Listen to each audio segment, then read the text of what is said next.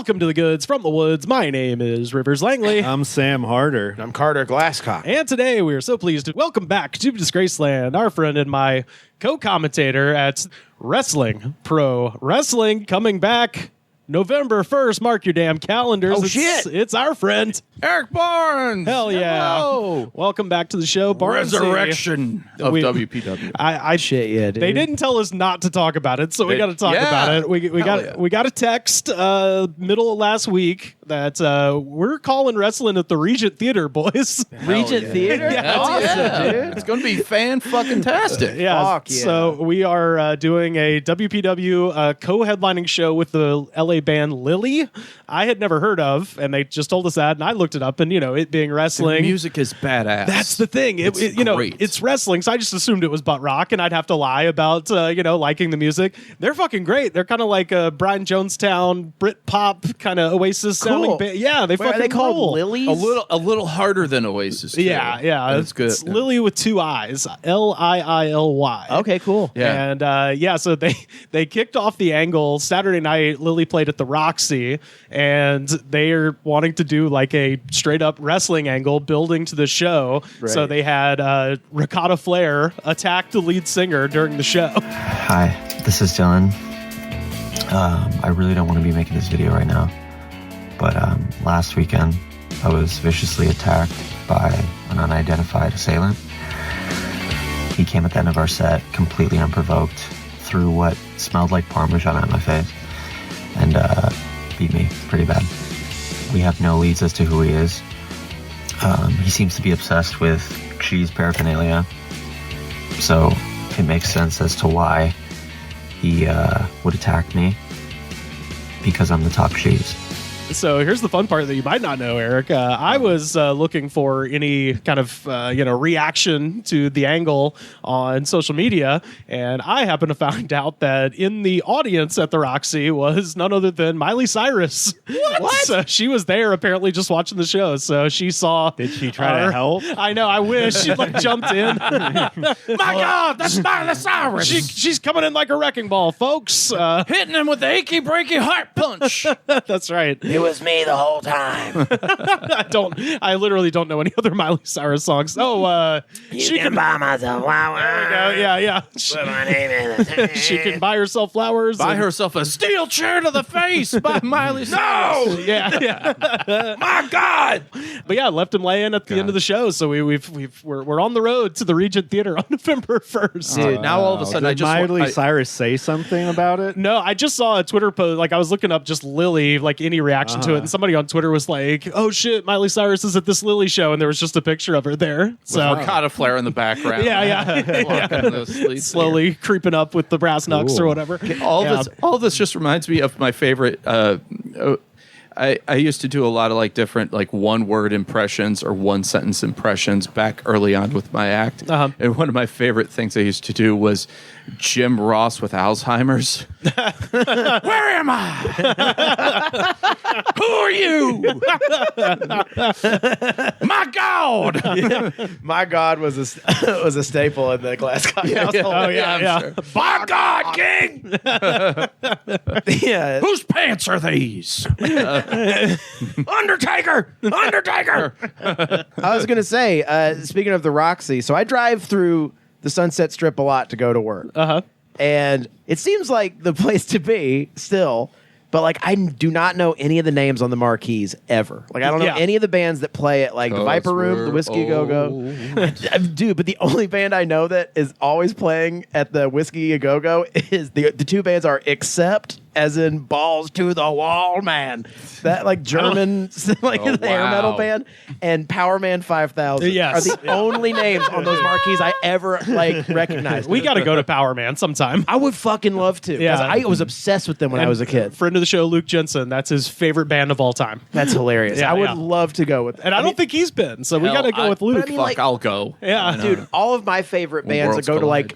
are on their 20-year reunion tour at the Wiltern. Yes. And I don't know any of those bands that are playing on any of the Sunset Strip venues, but it always looks fucking packed. Yeah. And Miley Cyrus is hanging out there. I I mean, guess. hey, I don't know. So Yeah. anyway, November 1st coming soon. But y'all, we have an ungodly concoction. Carter, if you recall, during the famous, getting spit on at the Trump Star incident, you Right. got to rent a Mustang, and we stopped for gas in Burbank to fill it back up. And Yes, sir. I just happened to be over there at that same gas station, and that is where I found this I say little guy. This, I believe, is the largest can. This is like that's a tall boy This is there. 19.2 ounces. Eric, why don't you tell the folks what we got for them today? Oh, Jesus. We got Lucky Fuck Energy. That's right. Lucky fuck. Sparkling Bodacious Berry. Natural flavors, 0 sugar, 0 aftertaste. Maca, ginseng, beta alanine, 200 milligrams of caffeine. Good God.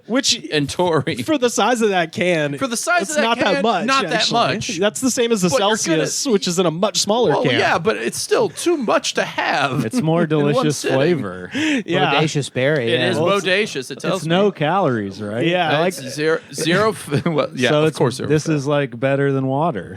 So, Will you read the Only motivational three- speech on the yes, side? actually, Carter, could you read There's- the motivational speech on the oh side? my God. Yeah, Sure, yes, sure. Go ahead. You defy all odds. By a 1 in 30 million chance, I lived through a plane crash that killed 136 passengers, including my father. Lucky Energy is the story of perseverance. My name is What Tyler the Durden. Lucky Energy is the story of perseverance, picking yourself back up and never, ever giving up. Quote, Mr. Lucky. Yeah, that's right. So, So this was founded by a guy that survived a plane crash, and he's like, you know what? I will make an energy drink. This was founded by Liam Neeson from The Gray. This is by Tom Hanks from Castaway. This is Wait a minute. It says, are we sure this isn't just lines from Dead Poets Society? I mean, CEO and founder Richard Laver was the youngest survivor of Delta Airlines Flight 191, which crashed just outside of the Dallas-Fort Worth airport on August 2nd, 1985. holy shit. So this dude was Whoa. 12, and according to his own telling of it, the entire week leading up to the flight, he just kept telling his mother, the plane's going to crash, the plane's going to crash, the plane's going to crash. And- So it's his fault, is what you're saying. yeah, well, and so that is a He pretty, manifested it. so he that gets, is pretty bodacious. so he Yeah. so he gets up to go to the bathroom, and when he comes back to his seat, he's like, you know what? In that moment, I decided. And by the way, in the commercial, it's his wife who has a flaming bow and arrow to his head while he's saying all this stuff, and she's just like, Wait, what? she's got the bow and arrow cocked back, and the arrow is on fire. Is he like sitting down in a chair? Yeah, and he's then like she giving- just walks up with a flaming Yes. bow and arrow. Yeah, like as if like nothing can kill me kind of a thing. And he's telling the story, and he's like, I got back to the seat and I decided I'm not going to put on my seatbelt. And at that moment, a microburst forced the plane straight down out of the sky as it was descending into the Dallas airport, crashed into a field. He gets thrown 300 miles per hour out of the plane through the explosion, is thrown 50 feet clear of the plane wreck, and he lived somehow. Jesus. Well, you know, it's actually there. Oddly enough, they are making Unbreakable 2, and Yeah. it's just him getting into the energy drink. Yes, yeah. Well, I lived, so Well, I got to do something. I guess I am a lucky fuck. Yeah. Because he has to censor himself. Oh yeah. You Well, can't say fuck. I well, guess. there's like It is a whole- PG-13 movie. so- Right, yeah. He only gets to say the title once. right. There is like a strange amount on the website about censorship, where he's just like, they told us we couldn't name it Lucky Fuck. And I guess you can't, I guess. No. as it turns out. The censors were right. But yeah, this guy, I guess he has. I crawled through that fuselage. Bodies everywhere. Like, you don't tell me I can't say fuck. I mean, that's kind of his attitude, and the rest of his story is like, you know, he ends up being homeless, and he like lives on a beach, and then he invented a plant-based feeding tube solution that made him billions. He sold that, and then he started Lucky Fuck as the next thing. So that's kind of his, He his wants story. to help. He wants to help more people. Yeah, well, that's Okay. that's the funny part, is like his original thing was developed, I guess, to help his daughter had cerebral palsy. So it really was designed to help people, and then he's like sold that for billions, and now he's just like, next thing, fight against censorship. Is Listen, I already did the charity Did it- bullshit. Now I'm on to the real thing. Yeah. is the- Censorship thing thing start before the energy drink fiasco, or did it start after? I wish that he started the Lucky Fuck charity. Right. That would be the Lucky Fuck Foundation. The claim is that his son gave him a bracelet that said "Lucky Fuck," and he's like, "That's gonna be my next thing," and so he named it that. And then I guess there was some pullback, and then they hired the marketing director of Liquid Death, and he was like, "Lean into the fuck," and so they've got. He's not wrong. He's like, now, fucked up. Now I name. want the Social Network, but this and the Napster guy is the Liquid Death. Be like, do you know what's cooler than Lucky Bleep? Lucky Fuck. I mean, well, this is Lean one of the, into the fuck. This is one of their ads from Instagram.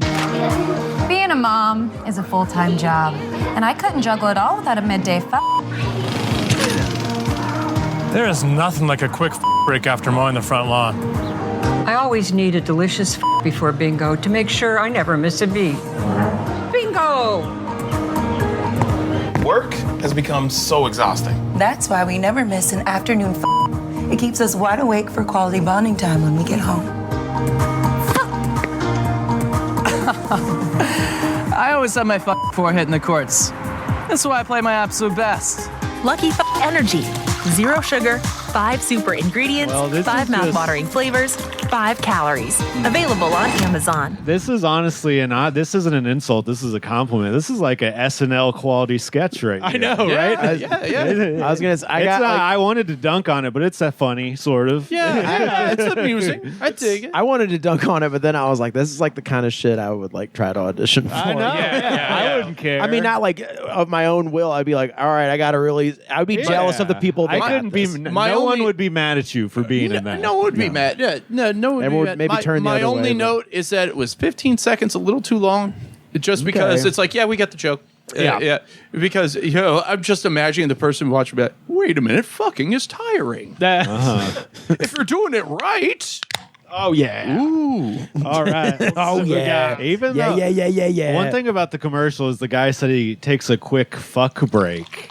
Saying that about sex or about drinking an energy drink makes no sense. Yeah. I could just see talking to one of those people at like a crafty table being like, yeah, I don't know. I just got on Casting Network. I'll take the lowest one. Rivers really hates that person. Sorry. No, nothing to apologize for. I overestimated how much was in this can. It just seems so huge.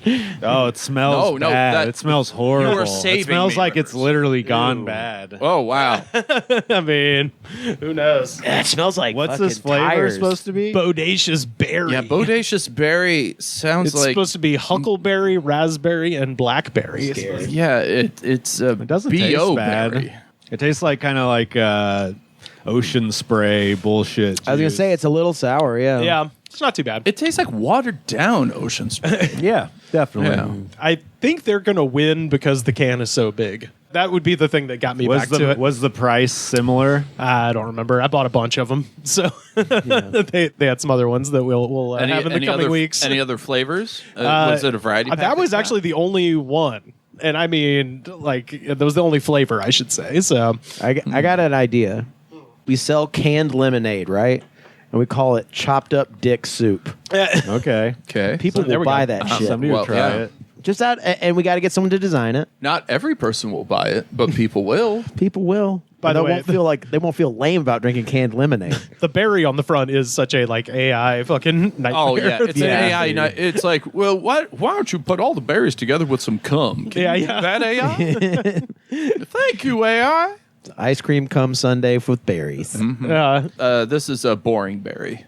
There's nothing not very special bodacious about it. It's not good though, but it's not bad. I give it a 3. Yeah, I've had much about where worse I'm on at, the show. I don't necessarily feel like I survived a plane crash after drinking that. This is such a funny thing because I'm looking at the ingredients and it says vegetable juice, and I was like, "Whoa, that's healthy!" And then immediately after, it's parentheses and says 4 color. Oh wow! What vegetable's purple? 'Cause that's the one that they did. Like eggplant. I don't know. Yeah, grape juice. Great. Yeah. The copy on this website is so fun because it says Lucky Fuck Energy is the idea of perseverance, blind faith, rebellion, never giving up on yourself. We live life to the fullest. We take risk. We understand that tomorrow is not guaranteed, so we have to embrace today. And you're like, oh, that's all right, cool. Okay. And then the next sentence, and despite attempts to quiet us and censor our words and tell us the odds are bad, we're here to fly together. There's like to the Capitol. Don't get vaccinated. Join me January 6th. Where are they based out of, by the way, Sam? I forgot to look that up. I believe Austin, Texas. I saw some reference to Austin. It is. Yep. Well, that's just where their P.O. box is. You can write in for literature they don't as even well. have a building there. you can write it. That's the same P.O. box to get the Anarchist Cookbook and the Turner Diaries. Yeah. And to get on Kill Tony. That's right. Yeah, it doesn't say where it's manufactured. Usually it does. This it just says America. That's all you need. That's all the FDA needs to know. How's it spelled? Just to put your mind at ease. Murica. Morca. I'm going to start sipping the energy drinks. I've been taking them to the head, and I feel very scared. Dude, I've been drinking a Ghost already today. There's no way I'm drinking a lot of this. Sam finally found the goat of the Ghost, in my opinion. What do you think? Oh, geez. It's pretty good. It's the electric limeade. Ooh. It's pretty good. Electric lime. It's Does not it taste like bad. candy? I don't know, let me tell you. Yeah. It really tastes like limeade. Yeah. It tastes like a pretty decent You gotta limeade. love a can that doubles as a blacklight poster. Yeah, dude, you could yeah. fucking, if you were tripping hard, you could just look at this can and have You the can just best turn time in the lights world. off and it's look like, at the can. Yeah, Get your If you friends play Dark around. Side of the Moon and stare at that can. pass the can around. Everyone could take a look at it. Yeah. You're like, and just ask, what is God telling you? Yeah. Well, that flavor is for a music festival that happened back in May, but I've still somehow, and Sam obviously has somehow been able to continue to find those cans What festival? around LA. EDC, Electric Daisy Carnival. Yeah. What is that? It's a rave ravey- thing. It's like a rave fest for old people. Yeah. Let's fuck. Yeah. I want to walk in the mud. I would rather go to a rave fest if it was just 40 and over. Yeah, I mean, No, I think that's near. That's where it is. It's close. It's close. It's like scientifically engineered Molly to stop working at 9:30. Yeah. Exactly. Stop working at 9:30. Yeah. It's like, okay, well, it's like, weird. we're partying until 10. Yeah. Makes you forget you have kids. Yeah. We have the Pepsi AC tent open in case everyone's not feeling great. Yeah. Got showers provided by Rogaine and Head and Shoulders. There's a Panera Bread. There's a Panera Bread with air conditioner. Brought to you by Dr. Scholl's. Yeah. Me and Sam are at 3. What are you guys at for that one, Carter? Are we talking out of 10? Yeah, no, out of 5. Out of 5? Yeah. 2.5. Yeah. 2.5, a little less. Yeah, that's about the neighborhood I'm in for lucky fuck. I always Bear in mind, my sample size is much smaller than all Also, y'all. keep in mind you're not allowed to hate it based off the branding. Yeah, that's You true. just have to go off flavor. just off flavor. Okay, I like it when they're a little bit more carbonated. When Yeah. they're flat, that's like. I was Yeah. wondering if this one's supposed to be flat or. I mean, I think it's a new company. I think they just started up back in January. You know how you go over to someone's house and you're like, and they offer you something and you just eat it politely. Yeah, that's where we're at. Yeah, that's where we're at with this. Yeah. Like, Okay, yeah. I was. You're not going to spit it up in their face and be like, how dare you. No. I would swallow this. Right. And I did for the podcast just now. There's a 50-50 chance I am going to do that at somene's house. I'm going to spit this in their face and be like, how fucking dare you serve No, me this swill? I will say, bathroom? Yeah. Bathroom? Okay. And then, like, from the bathroom, they hear you go like, And that's what the sink is for, baby. Turn that shit on. you went to a key party? I really wanted to wash my hands. You went to a sex party? Yeah. I'm going to give it a 2.5 because I need more fizz. Yeah, need more fizz. I was just very intrigued by the paragraph on the side, though. I was like, well, you have my attention. Yeah, Jesus. No. Are you a guy who just stands in the store reading the energy drinks before you buy them? Yeah. The guy behind you's like, move it. I just love that actually happened. Yeah, really? Rivers, you are now a character in that salesperson's life. You go to work every day. It's like, it's Rivers reading the cans Yeah, again. no, there was the character in At multiple least he's a places. harmless character. There was like a construction guy who was just like, hey, excuse me, bro. And I was like, oh, sorry. And I had to move out of the way. I'm trying to get my tall guy of beer. Doing a little light reading. Yeah. Just reading about a Did plane you know that this man survived a plane crash? commercial plane crash, too. Who? Well, Mr. Lucky. Mr. Mr. Lucky Fuck. Time to go to the gas station so I can enjoy my stories. He's also a character at Jay's Bar. Oh, that's right. Yeah. You want to give your update about how hated you are there? Yeah. So, so we've, Silver Summer is over, and we've entered Golden Autumn at the trivia game, and we are at the point now where. And explain what that means. It means that we had a couple of weeks where we came in second, which is unacceptable, and so now we've been on. We've been on the 2-man British wrecking crew. No, the Brits they retreated after the Battle of Yorktown. Yeah, they're gone. No, except we didn't need the French Navy to smash those idiots. Hey, there's a real. You gotta stop going to Jay's. There's a real cunt over there. Yeah. No, there's other trivia nights. Just go to others a little bit more agreeable. Why don't we go to a British pub? It's made for us. Righto. Oh God. But no, we've reached the point, and this happened 15 years ago in Auburn when we used to play at Locos. Our team name gets read, and we get booed. And it feels fucking great. Wow. I'm not going to lie. You love playing the heel in bar trivia. Explain that fully, too, to people who may not get it. At the end of every round, they announce who was in first, second, and third. And if the first round is over, they'll go, and in first place, and they read our team name, and then people start booing. And if we're first, and then they really boo at the end if we're still first and we win the game. See, some people are under the misapprehension that this is a friendly game. No. Please walk in wearing sunglasses and NWO t-shirts and just have a Bluetooth speaker play that goddamn butt rock song as you enter the bar and every time they announce your name. I'm trying to think of. I will say though, if I was with someone, the other team that started booing another team in trivia, and like the person who invited me started booing a table of strangers, like, we stop doing that. What are you, insane? Stop doing that. No, don't do that. Oh my God, no, don't do that. And Rivers, tell them what you've been doing now when you get booed. Oh, I join in. I'm like, boo, fuck those guys. Yeah, it's fun. You take your shirt off? No, I just throw my hands up with the thumbs down and go, boo, fuck those guys. Fuck them and their success. Yeah. Wow. What is it particular about this group of people where you don't care if they hate you or not? Look, you only see them That's weekly. wrestling, baby. They hate us because they ain't us, man. I mean, That's it's that wrestling, simple. baby. That's wrestling. That's bar wrestling. trivia. Yeah, bar trivia. Human interactions. It's wrestling. It's all wrestling. Then the Brother, life's a work. Duck the clothesline. Yeah. It's all wrestling. We're the Gunter of the bar. We're just really good.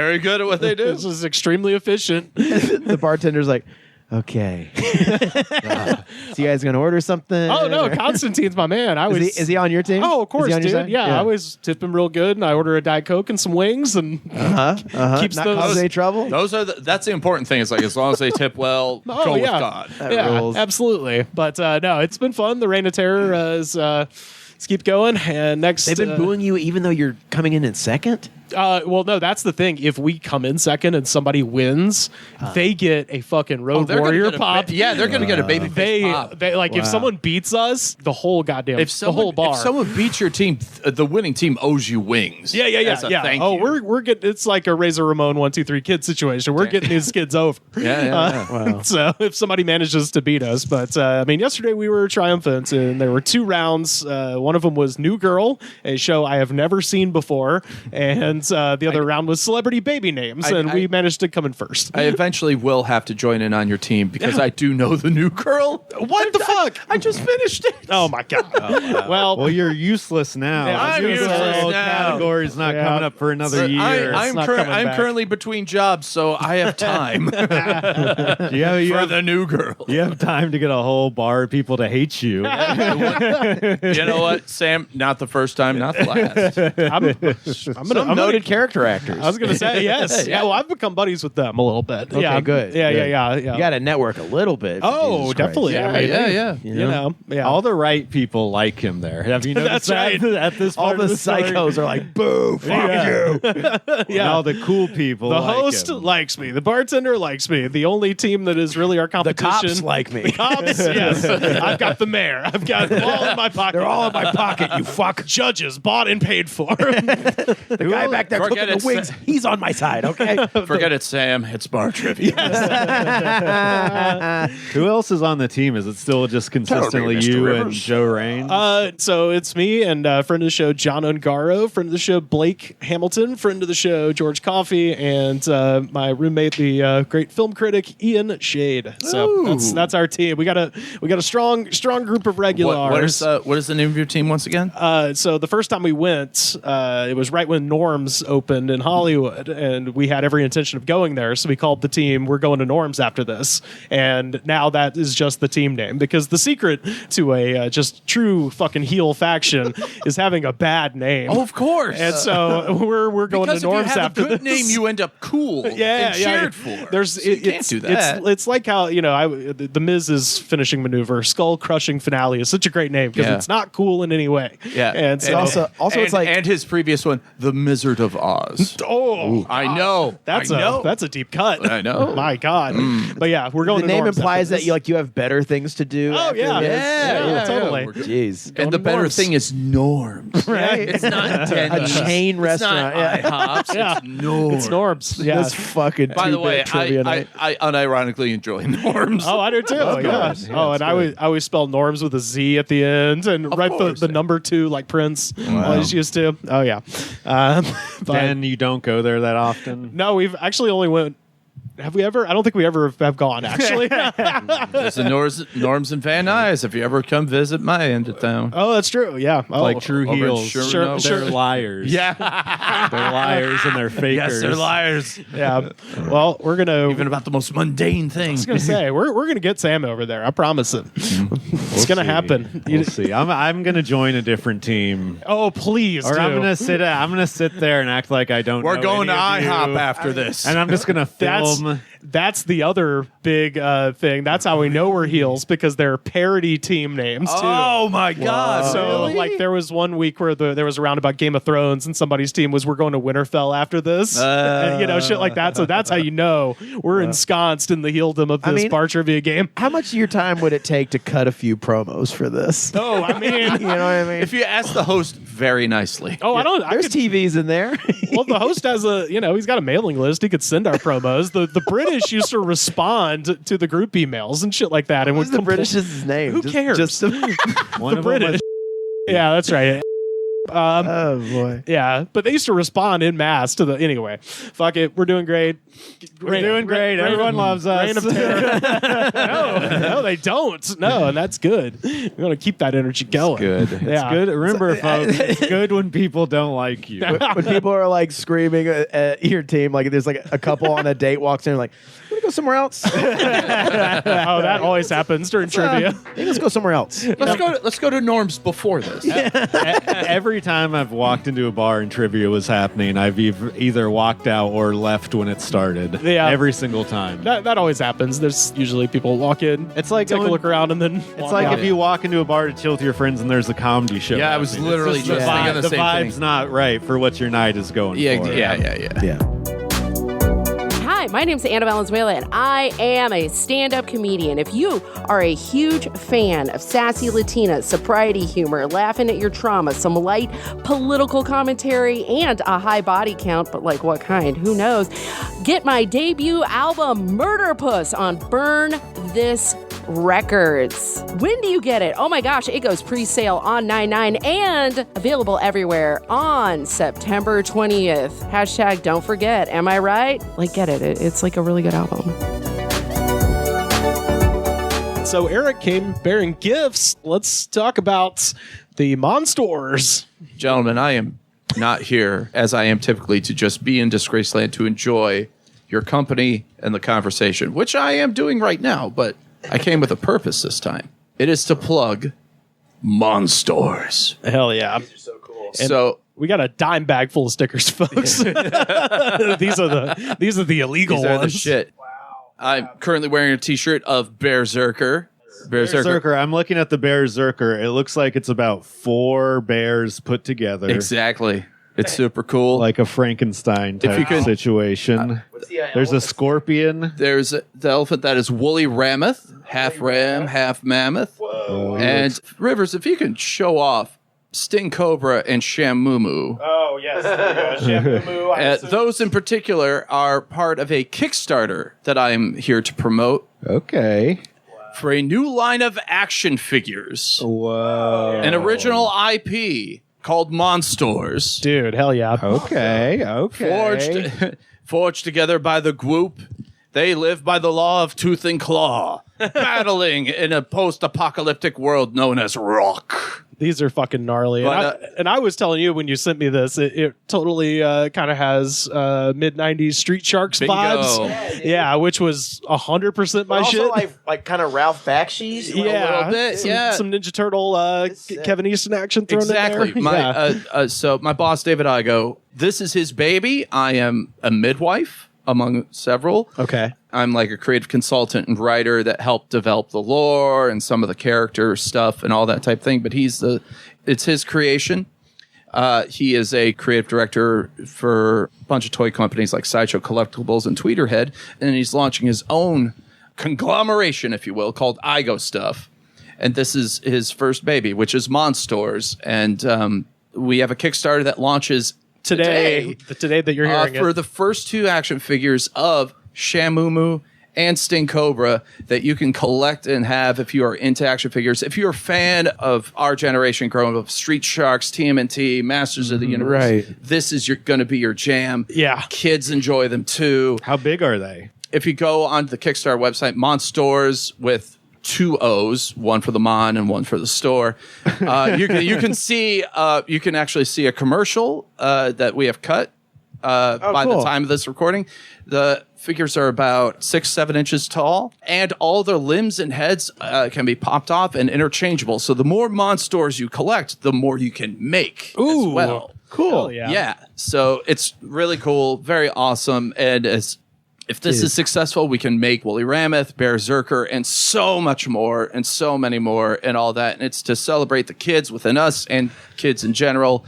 Just big, beefy monsters that you could just smash together or display on your wall as cool art or little stickers that I can hand out to my buds. Make them have sex with each other. Yeah, you know what? Whatever you want to do. It's as soon as you purchase them, fine. Yes. I don't think that's the major selling point. Sorry that we're all infants. It's fine. But this is the demographic. But yeah, thanks for having me. These are awesome. These illustrations are rule too. Yeah, so cool. Who drew these? The team of Igo Stuff, and that's the thing is that I met him through a friend of the friend and friend of the show, Jeff May. Oh, sure, Well, we got to talking. We had similar interests and all that type of stuff. He's like, "Hey, man, I've came up with these characters. I have a basic idea of what I want this to be for, like, because every toy line has a lore and a story like this, right? Yeah. So it can eventually maybe be turned into TV shows, comics, video games." Board games, all that stuff. Totally. And we kept bouncing ideas off of one another, and together we have now formed backstory, lore, different characters, different abilities, different all this type of stuff. We even sat down and created ideas like, okay, what if this turns into a board game too? What if it becomes a TV show later and all this type of stuff? So we set up a background and a backbone, but all that depends on the success of this Kickstarter. And if this goes well, we can make even bigger and better things that we can show and enjoy with other people. Yeah. Nice. Yeah. Well, so I'll say this. So for our listeners, if you donate to this Kickstarter, shoot me a little message saying that you donated, and I'll pick one person. I'll send them a Goods from the Woods t-shirt. How about that? Hey, fuck yeah, that's thanks, bud. a pretty nice deal there. That's a great deal. Little raffle. So donate. We got to make this happen. That's awesome. And it's like so Teenage Mutant Ninja Turtles this IP started as a line of action figures, right? Yeah, well, TMNT started as an indie comic book between two artist friends that probably smoked pot. This is not what they did, but they were just hanging out one night and they drew like, dude, look what I made on this napkin. And it's like, okay, Teenage Mutant Ninja Turtles. And then they made an indie comic book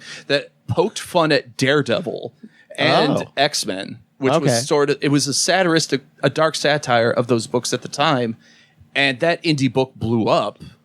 And then that expanded. And that's when Playmates is like, we could turn this into a toy line and probably pivot to kids. Yeah. Right. And they're like, we're poor, and as long as we can have the rights to the comic, being that we're independent, sure, go ahead. And then the toys came out, and the cartoon to promote said toys came out. Right. And then in mid-2000s, Nickelodeon's like, you know what? We're just gonna. Do you mind if we just buy it all from you? Here's millions of dollars, Kevin Eastman and Peter Laird, and they went, okay, yes. And so on. And now Kevin Eastman is mostly just helping with the IDW comics of the Ninja Turtles as a story editor and creative consultant. And Peter Laird is just it's a long story. They had a falling out. There's a controversy. He was on the Epstein flight. No. Well, what happened was Peter Laird and Kevin Eastman had a falling out, and there was an issue with creative license and all that. But they've mended fences, and now they both live pretty darn well and are well respected as creators. That's the most boring day on the Epstein flight, is just when Matt Groening and all the animators are on there. Just God, you're one of the Teenage Mutant Ninja Turtles guys. You guys stink. You're fucking losers. Where's Trump? I would love it if, not love it, but if in that scenario, it's like they showed up on the plane, but they just never did anything wrong. They were just sitting, they're just like, so how you doing? What are you into? Who's your favorite Simpsons character? Just talking like that. I wanted to pitch something to you for if you end up filming a commercial for this. And I probably told this story on the show before, but this is how influential the Street Sharks commercial was for me. They had the character of Big Slamoo, which is a whale shark that has a gigantic fist that you can cock back and it's spring-loaded and it would smash things. Oh, yeah, I remember, yeah. Very much, I believe, the inspiration for Dr. George Washington Carver's monster at Wrestling Pro Wrestling. So. Yes. The giant peanut character with a similar muscle-smashing arm. But in the commercial had Big Slamoo smashing balsa wood. So they have like a thing where it's like, look at his arm, and they pull it back and he smashes the balsa wood. And, it's commercial, so they put some chalk dust on it so it looks badass when he smashes it.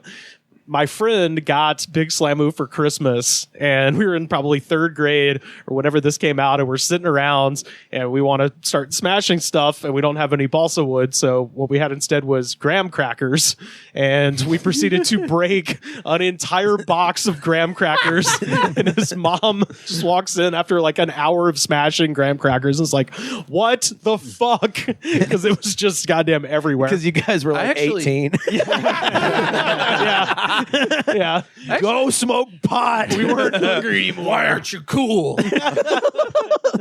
My graham crackers. I actually won. The only Street Sharks I was able to own, I actually won in a contest because they showed the cartoon in syndication, and I just wrote in on a local whatever. So they came in and I didn't know that I won. They just came in the box, and my parents were initially mad because they thought I bought them through the mail somehow, and then they saw a form that said, you are second place in this contest. I don't know why it was an old woman. You won second place. Oh, congratulations.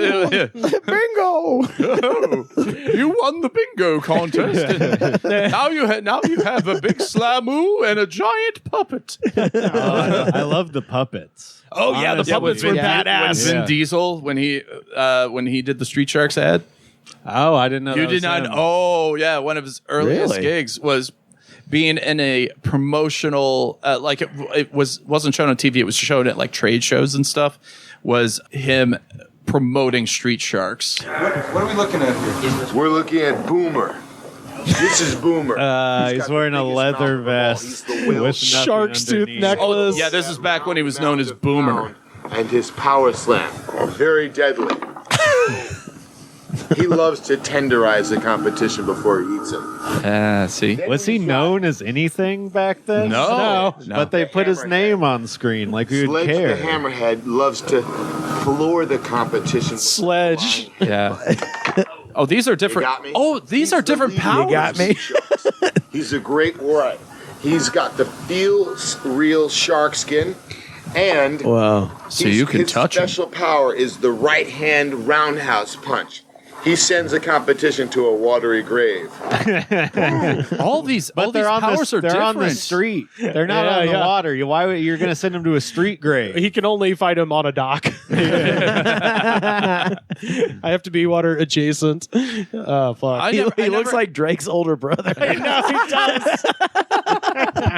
does. Shit. Whoa! So was that like at a trade show, or was that like a commercial? that's a trade show stuff, and you can tell it's very early because that's not the name. Those weren't the final names of those characters, nor were those the powers. Like Sledge in that was called Jab, and he didn't have a shoot 'em up headbutt thing. He ended up just having an uppercut. Yeah, that's right. This is actually on the strength of this trade show. He got cast in Saving Private Ryan. I mean, yeah, Tom Hanks saw this. And yeah.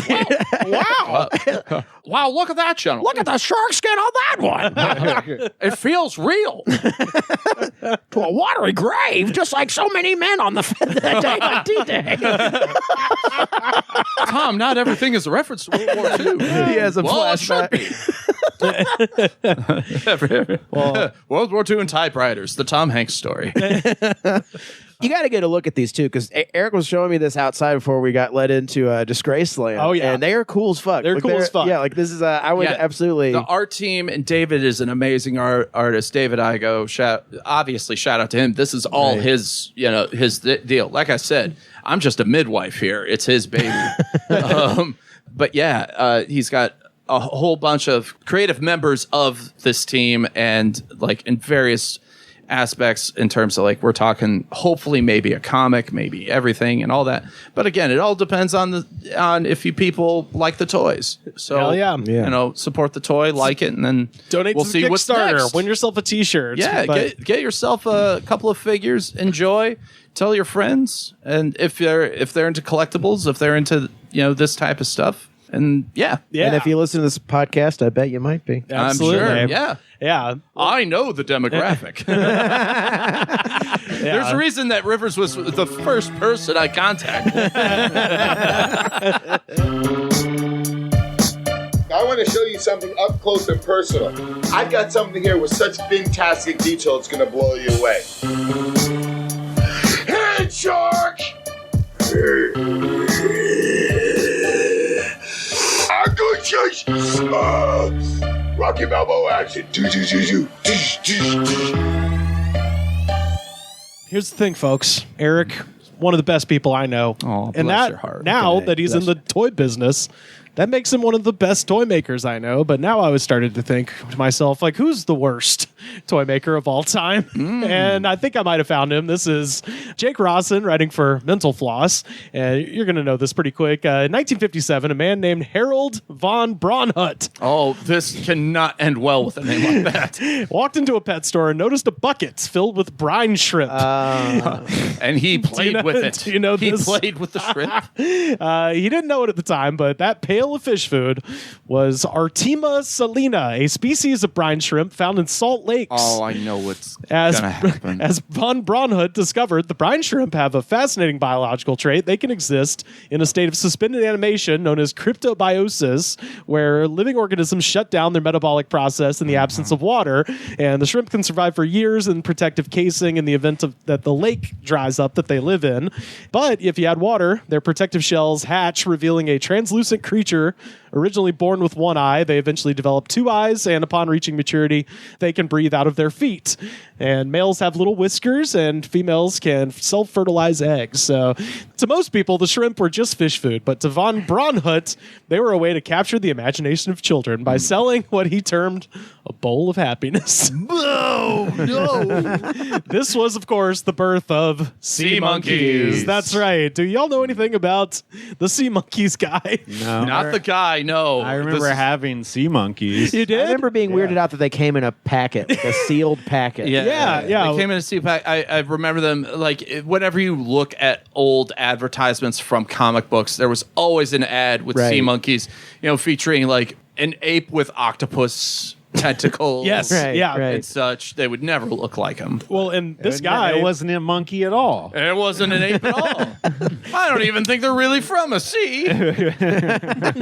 Well, they would look like a family, like one of them would have like a tie because they just got home from work. Time and to shit. go to a sea monkey job. Well, really, they just look like sperm. Just like just dusty sperm. Well, and this guy's like pretty revolutionary in terms of directly marketing to kids in comic books. Like, no one else was really doing that in the 60s. Yeah, him and the Pet Rock guy. Well, see, that's what I thought at first. It was Pet Rock. No. Well, so we'll get to his other stuff because he invented some other stuff you've heard of. What was his name? Harold Von Braunhut. Did he have an eye patch and or a monocle? And the Red Baron was his father. Oh, the Red Baron. Yeah, definitely.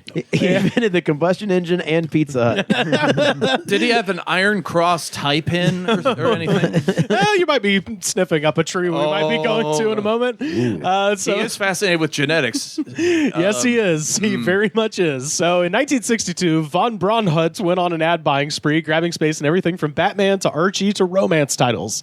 According to Von Braunhut, who wrote the Sea Monkeys ads and the 32-page handbook that came with the Sea Monkeys kit, his little creatures were capable of all kinds of incredible things. He said that they could be hypnotized, they could obey commands, and they could dance. Okay, that one I believe, because dance is literally interpretive. I just want to see the montage of kids just being like, go to the left. Go to the left. I command you. They will listen to you. You could hypnotize them. You could turn. They could go obey commands such as. You can tell them your deepest, darkest secrets. They won't tell anybody. They won't tell anybody. He also said they could play baseball. They could,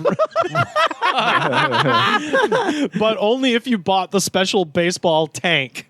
So he sold like a flat tank that was shaped like a baseball diamond. And if they could play baseball. Yeah. He said they could race on a speedway kit that he sold. So he just kept all the baseball thing, but just removed all the balls and bats, and it's just like a square. Yeah, pretty much. Square track. Yeah. And he also said they could rise from the dead, which was not true. But his way that he claimed they could rise from the dead is he's like, all you have to do is put in more Sea Monkeys packets, and the ones that have died will come back to life. It's like, no, you just put more in there. They've been kissed them awake. If more Sea Monkeys miss them, the more they can come back to life. Just like in real life. You can solve Rubik's Cube. Von Braunhut later claimed that they can love you forever. Unconditionally. Von Braunhut later claimed that the Sea Monkey ads appeared in 303 million copies of comics annually.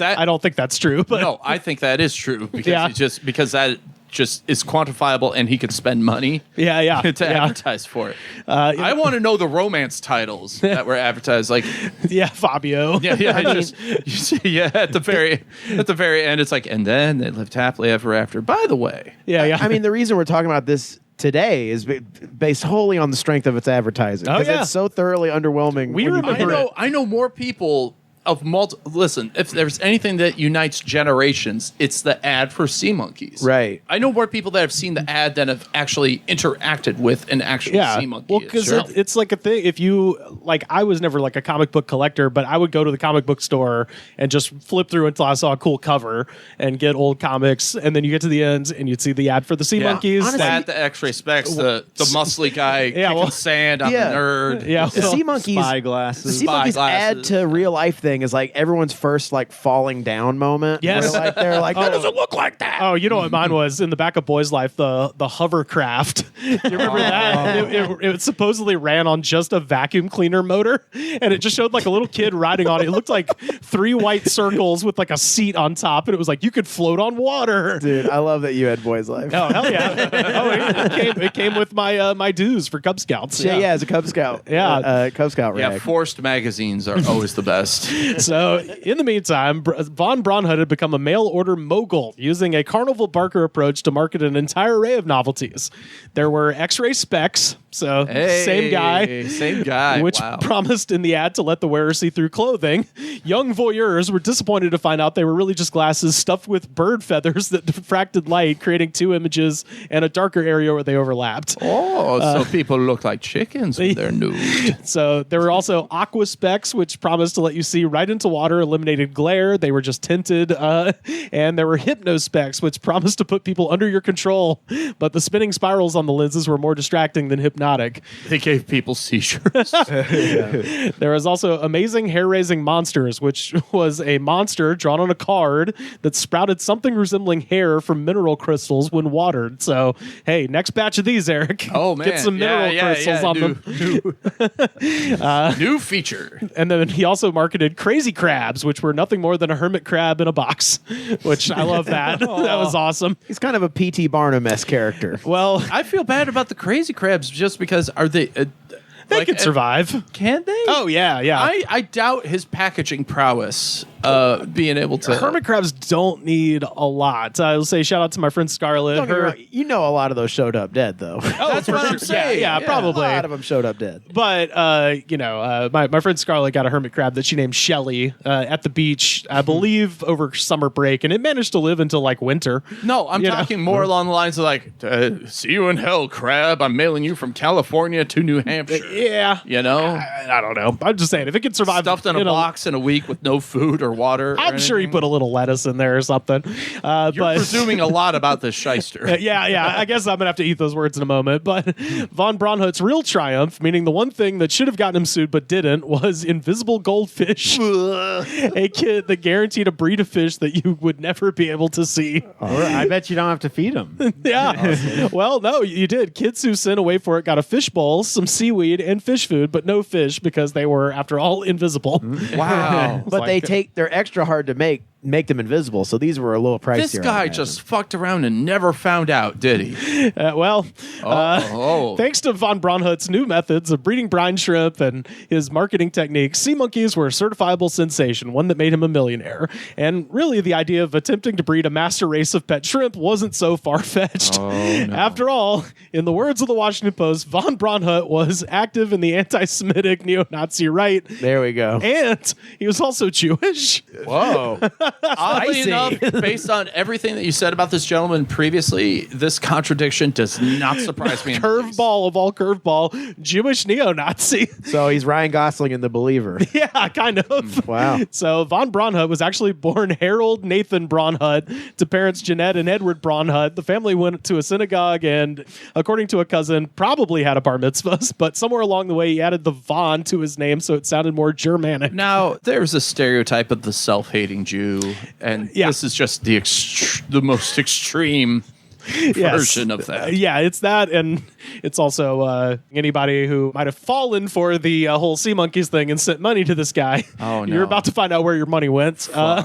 Von Braunhut also invented the Kyoga Agent M5, a self-defense weapon that he began working on in the 1960s. It was a collapsible baton with electric coils on the end that he marketed as a tool for people who are not able to get a license to carry a firearm. So in addition to sea monkeys and X-ray specs, he also invented a real-ass electric fucking stun gun. Taser baton. Taser baton. Yeah, Yes. So a different action toy is what you're telling me. Yeah, lots of action. Yeah. So in 1979, he was actually arrested for bringing this weapon through LaGuardia Airport. But the charges for possessing such a weapon were dismissed because prosecutors realized it was too new and too strange to fall under the relevant legislation. This falls under the self-driving car. Yeah, Which people are like, I would pull it over. It was speeding, but it can't because there's no person. I just like that it's 1979. All the shit that you saw in Goodfellas as far as robbing from the airport has happened. Right. DB Cooper has happened. Hijacking is a thing. And they're still like, an electric stun baton. Does it count as a weapon? Nah, probably not. We'll just drop it. It's fine. Doesn't shoot bullets. What are you talking about? Meanwhile, all it took was box cutters. Yeah. So in 1988, the Washington Post and Spokane Spokesman Review published stories revealing that the weapon was being advertised as part of a fundraiser for the legal defense of Richard Butler, the leader of the Aryan nations, who needed money to fight charges of sedition. Butler wrote that for each stun gun his followers bought, the manufacturer... Is there one one like benevolent leader of a wacky corporation that doesn't need to exist, or are they all just the fucking plane crazy? crash guy. The plane crash He guy, seems yeah. pretty good. Yeah, he seems all right. Yeah. In comparison to this guy. To this guy, he's Even the sea monkeys guy is a fucking neo-Nazi crime lord. At least, Lucky Fuck or whatever it's called, or Fuck Lucky. Yeah. We believe in Lucky Fuck. Well, at least the first thing he did was like, listen, I gotta help my cerebral palsy people. First. Yes. I'm bumping my review of that up to a 3, by the way. That's the thing. Yeah, same. Yeah, He became a billionaire. 3.5. Yeah. This did. All I know is this: is that thus far the drink while we had was okay and did not fund neo-Nazis. Right. Yeah. Low bar, I know. Like, we're going to find out the same shit about like the guy who invented the selfie stick. It's like 100% neo-Nazi. Yeah. He funded the Khmer Rouge. Child molester, Developed a new nuclear weapon at the same time. Finds new ways to be awful and to bang on humanity. So this guy is donating $25 of every one of these shock batons that he's selling to this Nazi's legal defense fund. Butler, who was acquitted, called Von Braunhut a longtime friend and a member of the Aryan race who has supported us for quite a few years. According to news reports, Von Braunhut had attended numerous Aryan Nation gatherings, sometimes as a guest speaker. Did this guy know he was Jewish? Yes. Oh, okay. So no. You mean the other Nazi? Yeah, that guy. Yeah. I think one of the things I read was like people had their suspicions, but he was such a helpful thing to the cause. They were like, do you think gangs care who they manipulate? Right. Yeah. Keep in mind, his name was. It's like, no, his name is Von Braunhut. Yeah, right. Of course he's not. He's the Von. He's got the Von. So he attended numerous Aryan Nations gatherings, sometimes as a guest speaker, and sometimes the honored lighter of the Burning Cross. Okay. The Sea Monkeys guy. I will say this. I'm going to look directly into the camera at your Patreon viewers, and I want all listeners to hear from my voice. Yeah. Not 1 cent of Kickstarter money sent to Monstors That's a guarantee. will be used to fund any form of neo-Nazi anything. Wow. I swear upon this. That is the Monstors guarantee. You can bet your bottom dollar on it, folks. You can bet your bottom penny. So that's what you're. That is the Monstors guarantee. So if you're holding back, wondering about that, yes, part. if you I don't know. Von Braunhut was also the leader of the Imperial Order of the Black Eagle, which was affiliated with Aryan Nations. Of course it was. Everything. I'm presuming that from here on out, everything's loosely, at least loosely affiliated. Again, it bears repeating. The Sea Monkeys guy. The Sea Monkeys guy. The X-ray specs guy. And I love this sentence. Even though they always suspected he was Jewish, the white supremacists didn't seem to care, probably because he was such a generous donor. You're one of the good ones. Money talks, bullshit walks. Yep. In 1985, it was reported that he lent a Grand Dragon of the KKK named Dale Rouge $12,000 to buy 83 illegal guns. Here's our fearless leader, Dale. Rouge was indicted and received a fine and probation. Again, America. Oh, you're buying 83 illegal guns? Oh, you little whippersnapper. Here's a slap on the wrist. AKA my friend. We'll meet at the bar later. Yes. These charges. Yeah. Your punishment is a car insurance payment. So he gets a fine and probation. Von Braunhut was never named in the prosecution's case. He was said to be happy to cooperate, though, and even brought some sea monkeys to his meeting with the U.S. attorneys. Look at them. They play baseball. It's like, that's the worst thing you could have done. Bring the ad. Don't bring the actual sea monkeys. Do you know who I am? That's literally what I was about to say. Don't you know who the fuck I am? You see that? No, look closer. Do you see that? I'm a good guy. What, did you sneeze into a bowl? You see tiny brine shrimp. I see millions of dollars. Look, that one's working out. Look, you can tell it's working out. Pumping iron. Look, that one's for racing. the Reich. Von Braunhut refused to comment on the allegations other than to tell the Seattle Times that, quote, you know what side I'm on. It was later. All these guys go out like Scarface. Like, they all like fucking like go out in a hail of gunfire. Yeah. You'll never take me alive, fuckers. It was later reported that Von Braunhut operated a neo-Nazi organization calling itself the National Anti-Zionist Institute that operated from the same address he used to send away for sea monkeys. Hold on. National Anti-Zionist Institute. Yeah. What are the initials of that? Yeah, exactly. Yeah. What are the initials of it? They would be NAZI. Yeah. Just yeah. What a coincidence. Just a thought there. But I just like that on the back of the comic book, it's like, hey, get some sea monkeys here. And if you just look at the addresses are the exact same. So after his ties to the Aryan nations were revealed, the company confronted Von Braunhut, who told their vice president that Hitler wasn't a bad guy. He just got bad press. Oh, boy. They then distanced themselves from Von Braunhut. Many comic book publishers stopped taking his ads. Distributors eventually dropped him. Many, but not all. Yeah, many. Yeah. So basically at the end of the 80s, all of his distributors dropped him. And so they basically sold the license to another company, and that's when they had their kind of like resurgence in the 90s after this guy was gone. But it wasn't like he didn't get cashed out. It's He not cashed such the a fuck strong out. product like it needs to be just like brought back. Volkswagen. Yeah. They just Yeah. they just dropped the Nazi rebranded, Association. Straight up, yeah. Harold Von Braunhut fell down and died screaming like a little bitch on November 28th, 2003. So there you go. What happened? Just says he fell down in his home. Yeah. I added that last little part. Fell, not jumped. Yeah. Oh no, it's so much funnier to imagine. He's just, I cracked my head for 12 hours and then died. Yeah, he just slipped in the shower, head hit the towel rack, and It's like the roof of his house is like the fucking Sistine Chapel with like two sea monkeys touching hands. yes, his head's bleeding. He's like, oh, that towel rack must have been made by a Jewish person. That's the Sea Monkeys guy. I loved that. Well, Rivers, I will gladly say, as a person that has never technically made a toy, I just helped with ideas. Well, this guy didn't invent the brine shrimp. I am a much better toy maker than that gentleman. Well, no, this guy had your exact job. He didn't make the brine shrimp. He just wrote the 32-page manual that came with the brine shrimp. I mean, he's the Erik Barnes of this equation. Let us not. I do not. Let us. That's not fair. Please I know. No. It was low. That is I'm not what I sorry. was funny. I'm sorry. I admit it was funny in a vacuum. Yeah. At least I didn't change my name to Von Barnes. Yeah. Erik Von Barnes. Yeah, so next time you comic book nerds are looking at the backs of your old comics, just know some of that money. You're in your basement. Yeah. You're in your mom's basement just...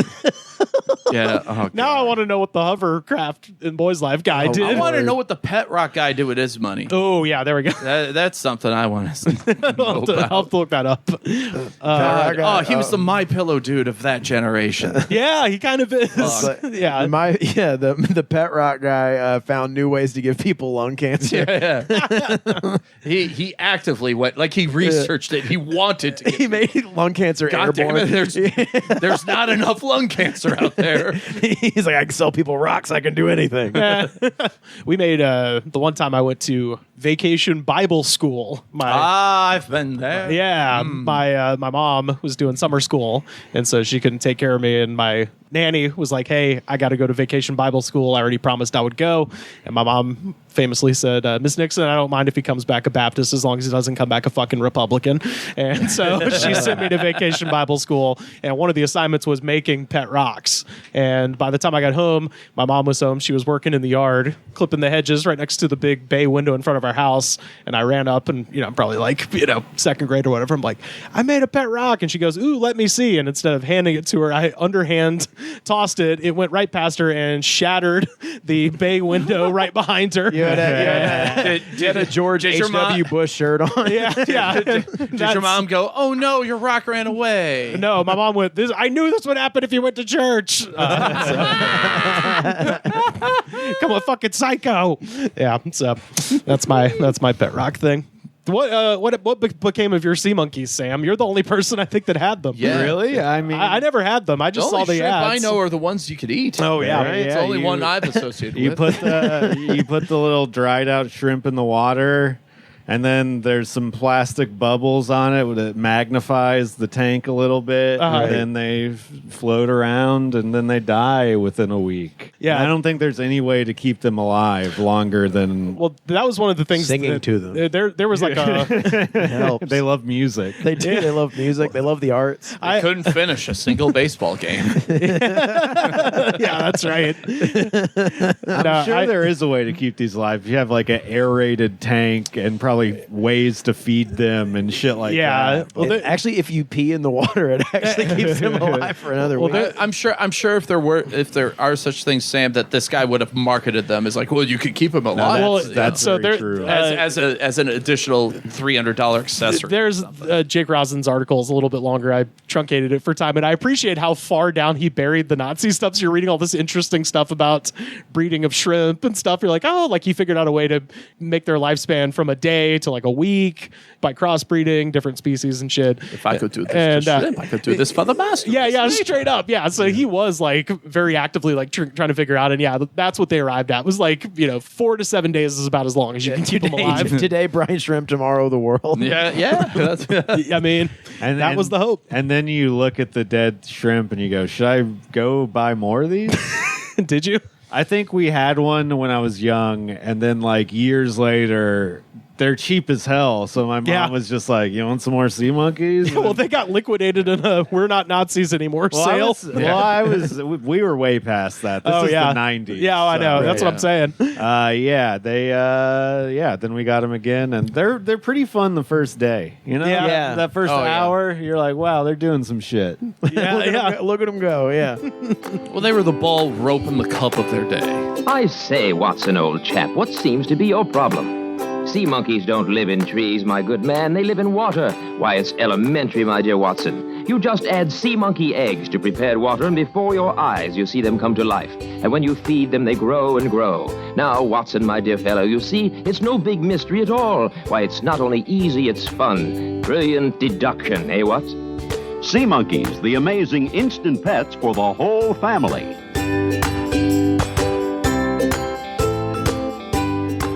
Did you guys get up to anything fun last week? I went on a retreat out in Missouri. Whoa! Yeah. A retreat? Did some tubing.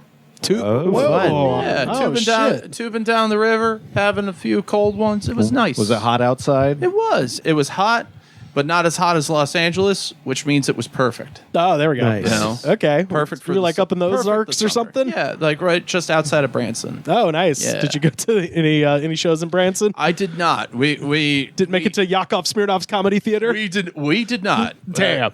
We did not. But hey, the whole purpose was to get away from everybody. For sure. Safe for us. Yeah. Did you get anything, Carter? Well, I did hang out with the band 311. Do tell. Wow. So yeah, my friend Colin got us backstage for this 311 concert in Costa Mesa, and did he drop the big bucks? He just knows. He knows the tour manager. Yeah. Well, and for those listening, Costa Mesa is home of California's largest shopping mall. So that tells you everything you need to know about Costa Mesa. Right. So no culture at all. It was like one of those. It was fun as hell. It was so much fun, and everyone in that band was nice. I was so ready to be like, "Damn, we have so much material now," and it was just everyone was nice. It was really fun. And let's see, you just came original, and I came original. When they played that song, I lost my shit. Yeah, I was on the side of the stage, like, I know this one. Oh wow, yeah. Did they do Eons? I mean, Ronnie Sives becoming full range, dude. That's I asked this off mic, but what did they tell you the color of your energy? Yeah, they did. And are you able to interpret all of the colors of our energy in this room? For me personally, chubby is the color of my energy. I think that's all of us. Yeah, they did an energy test on everybody. I think when we did the worst song ever, Gauntlet, I did throw in Amber. By 311. Yeah, dude, It slapped then. Yeah. They didn't go with it. And no one else was on board with how bad that song was, except for me. The 311, based on your description, sounds like a band that would just hear that and go, "Okay, bud." Right. Yeah. That's fine. Yeah. bunch of people with nothing to prove. Do you want to play StarCraft after this? Literally, that's what it was like. Like, they did not have any sort of ego about it. They were just like, this is cool. We get to keep doing this. Yeah. And they love video games. Yeah. Like, I don't know. It was fun. I think any band that had their heyday and is now touring and has a very dedicated fan base, that is the chillest people you're probably going to meet. Yeah. Like I said, nothing to prove. Dude, I was talking to Essay, and they were talking. I know, it's a fucking crazy sentence I never thought I'd say. I finally made it. And then, I was talking to Essay, and he was talking about, like, we were just talking about bands we've seen lately. And I was like talking about how I saw Neil Young in Huntsville, and he's like, "Oh man, we played that venue like earlier this year." Whoa! And he was like just as stoked to be like, "Oh man, what did he play? Was he play with Crazy Horse?" And I was like, "Yeah, dude, it was fucking awesome." Oh man, yeah, I don't know. I wish I had more to. I act like they're gonna hear this and be like, "Man, I thought we were friends." They're gonna be like, "Who the fuck was that guy?" Yeah. They're never gonna think about me ever again. But we had that one special day. Shout out to 311, Omaha's finest. Yeah. And they stole my car. Wait, what? No, that didn't happen. Well, you've changed a lot, and then some. They did, yeah, it did. I also, since the first time since being on antidepressants, I got high. Oh yeah, which was fine. Apparently, I talked to the Hims chat bot, and it said it does not interact with the medication. So I took a half a gummy, and I was like, "Oh man!" Thank you, Hims chatbot. You're welcome. Did you freak out? Does your dick work? I can help you with that too. My dick was working great. I sprouted hair on my shoulder blades, and I was, I mean, I was not all mixed up, and I didn't know what to do. I lost weight. Yeah, Hell yeah. Yeah, I was down. Yeah, fuck yeah. I went to this party, right? And there's this new app that's like Airbnb, but you can rent a pool. Oh, yeah. Is it Verbo? I don't know what it's called. Okay. I didn't rent it. No, this Somebody is else just did. pools. Oh, just It's pools. like Swimify. Oh yeah, no, or something. Swimply is what it's called. Swimply. Yeah. Swimply. I've used it Wait, for swim. And the word please as in please and thank you? No, like simply, but Swimply. Swimply. Okay, Yeah. good, because that's what I wanted. Yeah, dude. Swim please. Shit rules. Sorry, Sam. Go ahead. Does it rule? This was my first time ever experiencing. You've done it before? I've done it on the 4th of July last year. You rented it yourself? No, a friend of ours rented it, and then we went there, and it was like this lady's house who was like fucking like out of a Tim Burton movie. Like she was like straight like Lydia from Beetlejuice, and like, but she had this fucking like grotto pool, and it was in Chatsworth, and it was like way the fuck out, but it was fucking awesome. Well, that's the thing. You also got to think about the kind of person who would willingly rent their pool out to a bunch of strangers. Yeah. They're not like the most normal. You know, if you had a swimming pool, I would be like, yeah, throw a fucking party in my backyard. Make sure it's a rager, you know? Yeah, I was wondering about the bathroom situation. There was you'd have to go inside to use the bathroom. Yeah, that's like, do you have to give them access to that? Because otherwise they're pissing in your pool. Yeah. You know, they're pissing in your pool anyway. Yeah, depending on what type of party they throw and stuff, they could just rent a porta john or something. Yeah. Oh, if it's a really shit heavy party, rent a porta potty. Listen, this is a very shit heavy group. We gotta rent a porta. The only thing we're eating today is nacho cheese from a can. Yeah, nacho cheese. There's so much shredded pork at this party. We're gonna have to. I've been saving up for this. People are like, get it out of your system before you go there. No, I'm ready to shit there. I have my fiber tablets. It's going to be great. So wait, Sam, did you use this app recently? No, my friends did the other day before Labor Day, and we go to the pool, and it's fine. It's nothing crazy. It's just like a lap pool in somebody's backyard. Mm-hmm. And I noticed when we get there, there's a little sign off in the corner that says like clothing optional or something like that. Yeah. It's just like kitschy little sign or whatever. Yeah. And then I look over, and on this awning, there's another sign that's like, warning, may encounter nude bathers beyond this point. And I was like, that's weird. Porn pool. And then after that, I was talking to the people who rented it about it. And they're like, oh, yeah, you see all the signs of clothing optional. Yeah, huh? And they're like laughing. And I was like, is it actually clothing optional? And he's like, yes, it says that on the app that it is clothing optional.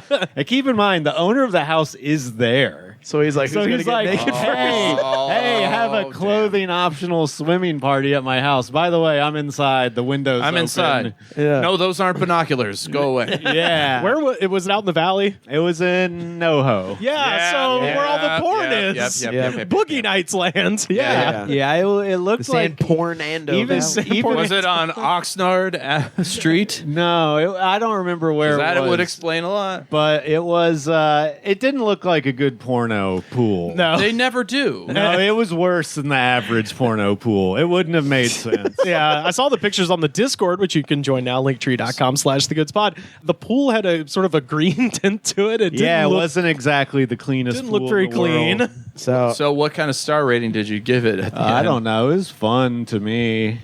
There was people there I knew. We had hot dogs and burgers. Hell yeah. I would personally never And want to clothes. rent some porno theater fucking I don't know. It was fine. It was hot as shit out, and it was nice to get in a pool. Cooks a lot of stuff off. And I don't care that a weird old British guy wanted us to get naked and fuck in his backyard or whatever. Clothing's optional, and when the clothing's off, who knows what goes on. Wait. Maybe that's what the Brit trivia guys are into. Oh, yeah. Maybe that's it. Maybe that's where they went. They decided to pool in their money, literally. Yeah. Want to whip your dick out? And then I also went to a party where I was like the youngest one there by like possibly decades. Oh, wow. You know, around that area, you know. All right. And it's so weird to talk to people like that because you try to talk to them and then they're just like, oh, yeah, and I've been having this problem with the home I own. And like, Very relatable. I cannot relate to that at all.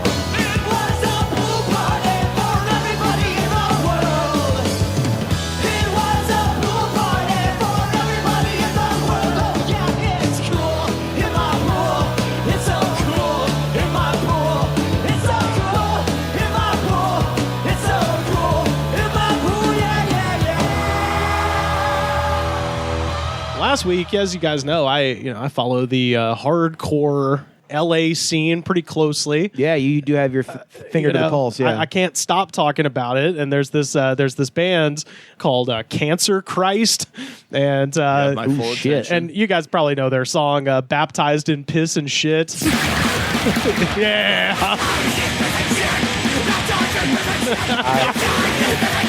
I love it. You like it? Yeah. I mean, this is. I'm trying to learn the lyrics. What are they? It's just baptized in piss and shit. They've got another song called "God Hates Cops." It's got some kind of like crusty punk elements a little bit. You can understand the vocals. It's not all pig grunts. Yeah. Oh, very crusty, very crusty.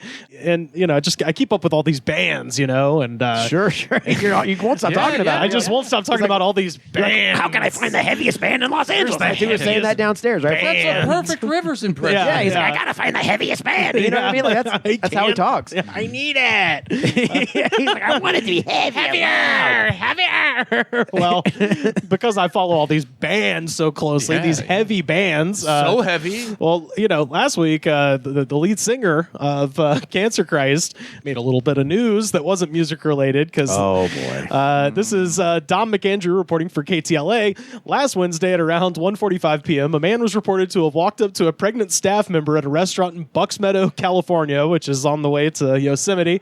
The man touched the waitress's stomach, telling her, "The spirits led me to you, and your baby belongs to me. What time is your break? I'll be waiting for you." Whoa. The man was later identified as 40-year-old Anthony Melhalf from Los Angeles. Tony is the 40-year-old frontman of Cancer Christ, an LA hardcore band whose top songs are "Baptized in Piss and Shit" and "God Hates Cops." Mm-hmm. So this guy had himself a little Yosemite retreat, much in the way that you had yourself a pool retreat. This guy was like, it's a few degrees colder if you go up into the high elevations of the Sierra Nevadas. Let's go to Yosemite and see what kind of trouble we can get in. After creeping out the waitress, Tony then stole several drinks from the restaurant and assaulted another staff member on his way out before speeding away in his vehicle towards Yosemite National Park. So this guy old school crime spree. Yeah. Is this a drug-addled crime spree, or is he just... Most likely. Okay. Yeah. Okay. I would presume. I think so. Once you pop, you don't stop. Like Sure. they say, when you're in a drugged out mental psychosis breakdown, you Yeah. gotta keep going. Why not? So at 3 p.m., the Mariposa County Sheriff's Office heard possible reports of a car chase, kidnapping, assault, vehicles stolen, and other incidents in the area of Fish Camp, California, which is just outside the south entrance of Yosemite. Deputies say Tony crashed his vehicle in the Fish Camp area and stole a bicycle. You got a bicycle. But not before handing a shirt to a bystander saying, "You want to keep this? I'm about to be famous." Oh, he sure is. Oh boy, This is probably the biggest publicity they've ever gotten. Oh yeah, big time. they couldn't do it with a name like Cancer Christ. No. Rangers or baptized in piss and shit, for that matter. Rangers inside Yosemite say they attempted to stop Tony on Highway 41 within the national park, but he continued to drive and eventually arrived at Tenaya Lodge. Tony then allegedly entered the lodge, and again, he's on a fucking bicycle. I like that they couldn't stop him. So he's just like going off road, and they're like, well, we can't chase him. So he goes into the lodge. Let the bears have We gotta call the bike cops. I know we make fun of them all the time. Listen, that's why they're here. Rules are rules. This is my moment. Okay, where did he go? What direction did he go? Only bike cops can chase bike riders. Only cars. They have like a little tricycle thing, like Yeah. So he goes into this lodge, and he goes in through an open door to the kitchen. He put his hat and other items inside a refrigerator, grabbed a knife, and then threatened workers there.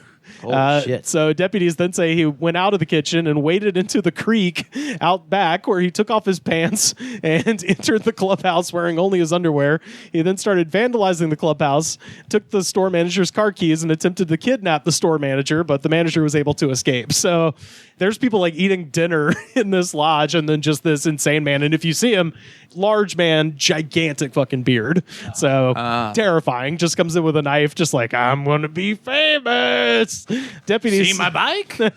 Well, so then he steals the manager's car and continues driving along Highway 41 towards Oakhurst. And at that point, he was seen throwing beer cans out the window and repeatedly ramming a Tesla that was in his way. See, this guy's just doing real life Grand Theft Auto. Yes. Just random ass.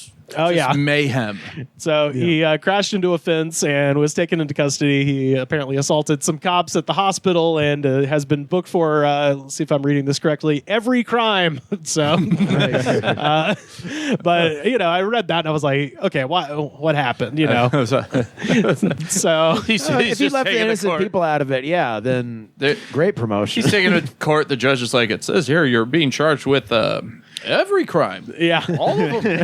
It seems here that you got to 5 stars in the Grand Theft Auto of life. You know what? I never said this in my history as a judge, but when you get charged with every crime, you're free. Yeah, he committed so many crimes. You've won. You've lapsed. Legal again. You've lapsed. It looped over. Mind if I borrow your ride? Eventually, when you do all the crimes, you end up innocent. Yeah.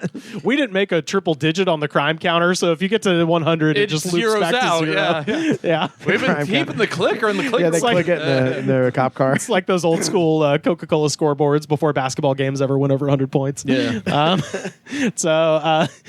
kind of got curious. I was like, well, what spurred this on? Unfortunately, John Hadusek, writing for Consequence of Sound, says the Yosemite incident came after Tony alarmed fans with bizarre social media posts. Cancer Christ was supposed to open for Guar this month, but they were replaced on the bill due to Tony's threatening behavior. With 311. Yeah, I mean, that's what set this off. Boy, I mean, look, I think it'd be the other way around. Yeah, Guar would be opening for, if there was any justice in the universe, obviously. Yeah. Among the posts on Cancer Christ's Instagram was a post of a fuck Guar tattoo that Tony got. Wow. Cancer Christ. 40's a rough age when you're trying to make it still. With a band like Guar, that seems like you love Guar. Oh, yeah. Yeah. Well, it's like Primus sucks. You know what I mean? It's like, that's what their fans If say. anything, that's a win for Guar. If people get a tattoo saying "fuck," insert your name here. I mean, congratulations, you've won. Hey, it's like when you name your trivia team to criticize another trivia team. You know what I'm saying? Exactly. That's right. Exactly. That's a form of flattery.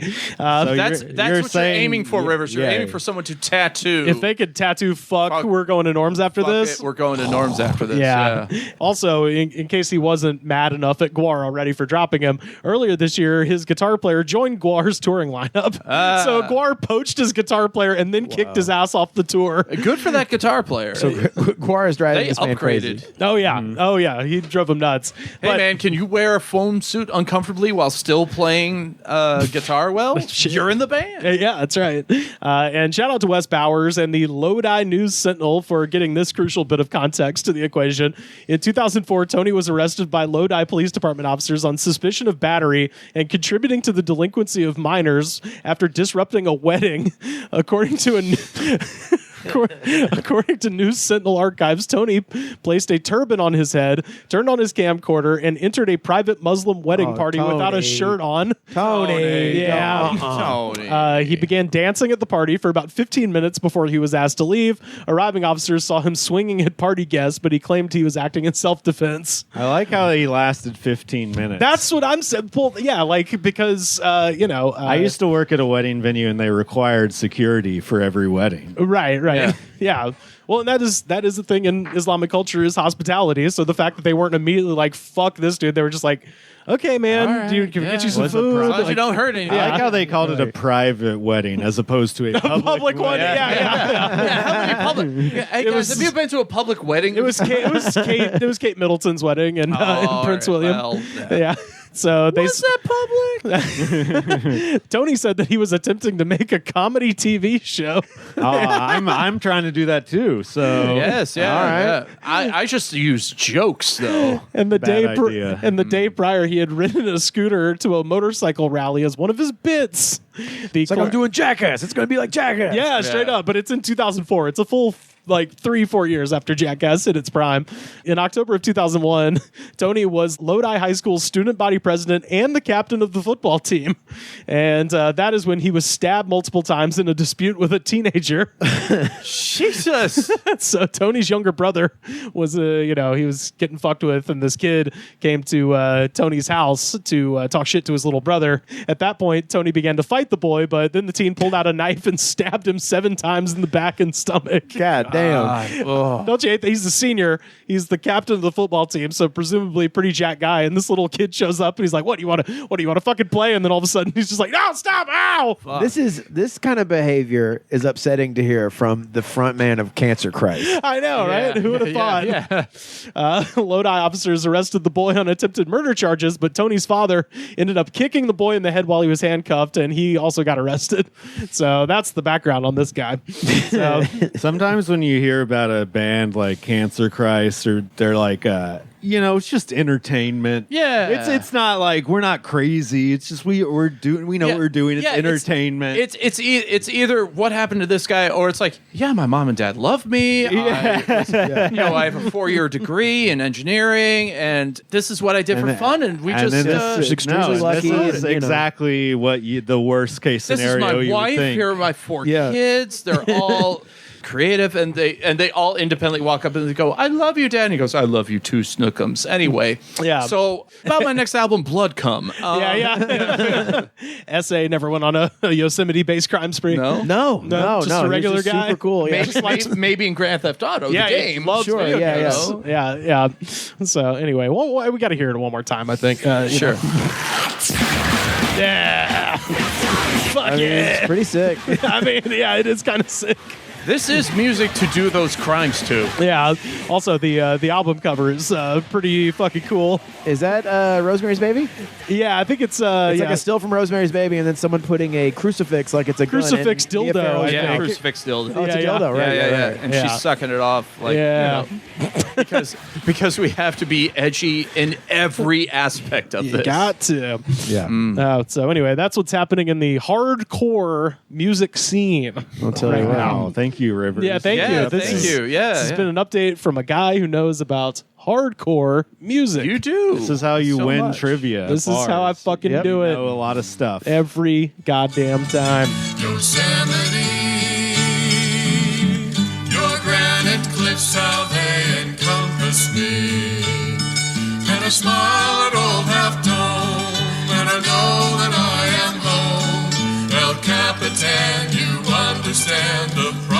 promised land for me.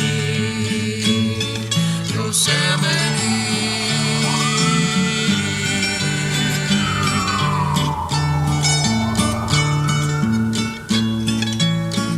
Yo, we have time for just one more segment, and of course, this is our jam of the week. Come here, baby. Oh, are we honking on Bobo right now? God, I didn't know he said that at the beginning. Come here, baby. Come here, baby. This is Steven Tyler in I believe one of the 3 songs in which the music video features his daughter, teenaged at the time daughter, Liv Tyler. Was Alicia Silverstone? Yes, she was. Yeah, we're gonna probably talk about that because my neck is hurting from the. Can I tell you something though? Yeah. Oh yeah. When I saw Barbie in theaters, Alicia Silverstone was sitting right in front of us. No shit, really? Swear to God, yeah. Oh man, was she baby birding her kids? Yeah, that's right. Oh shit. Well, I kept trying to do that thing where I was like, normally when you turn your head to like tell people to be quiet, but I was being like, oh, it's Alicia Silverstone. I thought you were going to be like, be quiet, Alicia Silverstone. Yeah, let Alicia Silverstone enjoy this movie. Well, this song, of course, Crazy by Aerosmith. This comes off of their 1993 album, Get a Grip, which I remember hearing for the first time in a jukebox at Pizza Hut, going there for Book It, probably in 1993. This album is in every jukebox ever Yes, made. it just came with the jukebox. This era of Aerosmith is in like every fucking jukebox. It's Joe Perry. on MTV, it would have to play once every 90 minutes. Oh, yeah. Minimum. Just the lamest of the lame. Well, that's because, the people running the thing were just perving over those 2 women that we were talking about. Right. Yeah, oh, there's going to be some of that for sure. Oh, boy. But yeah. Or if I was fucking in that video, I'd be fucking horny. I would have both of them in the car. When I was young, then I would fucking go crazy. Let me just give you all crazy for those babies. I know about going crazy. Yeah, I'm a crazy baby. Let me just give you. Who are we again? Let me just give you a mild spoiler. It's so much weirder than that. You filtered out all the ones that always like is when you have stories like this. Oh yeah, but yeah, Get a Grip, 1993, 681 million views. I believe it is Aerosmith's most viewed video. Wow. Gee, I wonder why. Yeah, and 44,923 comments, and I read every goddamn last one of them. So now let us dive down into the comment section of the YouTube video for Crazy by Aerosmith. First up, Basis 991 from 12 years ago. Fucking heartfelt song. Awesome bridge. Beautiful lyrics. Solo. It simply explains that fucked up bitch we all fell in love with, at least for once of our lives. It was so nice until that last sentence. Oh, yeah. That guy plays in like a fucking cover band. And he's like, well, you can't say anything anymore. Oh, yeah. Cancel culture fucking ruined this everything. is the plane crash guy. Oh, yeah. He's like, This is a guy that was a fun hang, and then you find out, oh, fuck, another incel. Oh, God damn it. And you have literature, too. Shit. Oh, yeah. Hatch up from 7 years ago. This was back when you could hang out with a female friend. She wouldn't be a hating ass bitch. Oh, man. A lot of anti-cancel culture guys on the comment section. Anti-women guys. Anti-women guys, yeah. Oh, let the misogyny flow. Franco 2736, 9 years ago. Too much ridiculous shit. Poser fucking shit music. Shit song. Fuck off, everyone. Thanks. Right. Somebody's spitting facts. Yeah, I was going to say. Sometimes you got to come by, walk in a building just to tell them off and walk out. All you do that caps to the facts. post office every week, don't you? Yeah, definitely. They need to up their service quality. Just show up at a FedEx and be like, y'all are going to have to listen. Mr. Frost from 4 years ago. Ooh. I grew up poor as fuck in Marin County, surrounded by extremely privileged kids in private school. Mm-hmm. I remember the day one of these rich kids invited me to go see Aerosmith when this album came out. His dad was CEO of KSJO of 92.3 FM at the time. Limo, girls, beer. I said no. How I regret that decision today. I was pussy. Now I am man. Now I am man. Before I was pussy. Of all the reasons for this song to make you sad, that's a very, very specific and unique one. Yeah. To share. in public with others. Hey, he's a pussy. That's what they do. That's what mostly these things are, is just people recanting their trauma responses to this song. Confessing sins in front of illiterate people who are in drunk. front of MTV videos. This one, I have a friend who will go nameless that, had to go to a mental health facility and reported that somebody had written the words angle of death on their arm in Sharpie. So that reminded me of this. Angle wings from 12 years ago. Nice. Man, these motherfuckers always be stealing cigarettes from parents and ditching school right when they leave. Which that is how this video starts. So we're still on topic. Right. They go into school and then they climb out a window. It's a whole kind of Thelma and Louise thing, right? Yeah, totally. Yeah. They like rob a store and then they go with like a stripping contest. Only it's not Thelma and Louise, it's Jenny and Becky. That's right. Yeah. And then during the stripping contest, Steven Tyler was like looking at it in the editing room. He's like, perfect. More shots of Liv. More shots of my daughter. That's my baby girl right there. So he says, they always be stealing cigarettes and then they ditch school right when they leave. Hell fucking yeah. Oh my God. That's me and my BFF's future. We said we were getting the hell out of this town. We were going to Vegas and getting pregnant back when we were only 10. That's like something a 10-year-old thinks too. It's like, that's where you get pregnant is in Vegas. Simpsons plot? You know what I mean? Like, that's when you're 10 years old, you think dumb shit like that. Isn't that a Simpsons plot? Only Homer and Flanders have one wild night in Vegas and end up married to two random ladies. I mean, it's like the Hangover Part 3 probably. Yeah, but this is like nothing like that, though. This is a pregnancy pact of 10-year-olds. Well, Sam Angle Wings has something to say to you. She says, and don't comment saying bullshit and then we say we're dumb. If you do say that, go to hell, bitch. That's our dreams. How old do you think this person is? To get out of here with our boyfriends. Well, it says they've been dreaming about going to Vegas to get pregnant since they were 10. So they're at least 12 10. years ago. So 13, I'm assuming. Maybe. Well, they're fit. They are. That was 12 years ago. Right? Yes. Yeah. So they're 25 now. Yeah. I hope they achieve their dream. Oh yeah. It's hard to get pregnant around a bunch of idiots. You know. Well, I don't know about that. Well, maybe this also talks about getting out of town. And Eric, you might be down with this one. Lori Dingle Dine from 4 years ago. I'm listening, Lori. I'm already crazy. Who wants to go to Hollywood with me? Please, Lord, let me leave to Hollywood. Leaving on a 7:30 train to Hollywood. I'm going to leave on a 7:30 plane to Hollywood. Bye, Ohio. Yeah, bye, Ohio. Please, God, get me there because Ohio sucks. Ohio sucks. And so does my family. Who want to join this crazy train? Screw all of you who don't want to go to California with me. P.S. Hell yeah, I'm a liberal. So fuck it. This is like someone who go with God, Lori. Yeah, do your I thing. hope you achieve. This is like that's the person who drunk drove into that parked car on my street. Yes. Oh yeah. I just love that she's fucking Ohio. She's taking a 7:30 train and a 7:30 plane. Yes. Yeah. Very inconvenient travel plan. The rhyme scheme of "Bye Ohio" has been playing on repeat ever since you said it. Listen, I waved "Oh-bio" is what I. Now we've hit that section titled Alicia and Liv. So here we go. Testos from 24 hours ago or 22 hours ago. Alicia Silverstone was a sex symbol. Beautiful, virginal, sensual, innocent, and Machiavellian. Whoa. Truly a woman's beauty in the 90s. I appreciated the accurate voice for Alicia Silverstone is a beautiful woman. Yes. Oh, yeah. Gorgeous face. I think I could probably Machiavellian. Yes, she fucks over people. Yeah. The ends justify the means when you're hot. Right. Yeah. There's a trail of bodies on the road to her becoming Batgirl. There's something special about dumb guys who just throw words into places that they don't even understand. That was his word of the day calendar. For sure. He heard that word. He was just like, she's like Machiavellian, dude. Heard that word in English class. Didn't read it, heard it. Joey Clemenza being a 16-year-old with this video on constant rotation on MTV. It was impossible not to have fallen in love with Liv Tyler and Alicia Silverstone.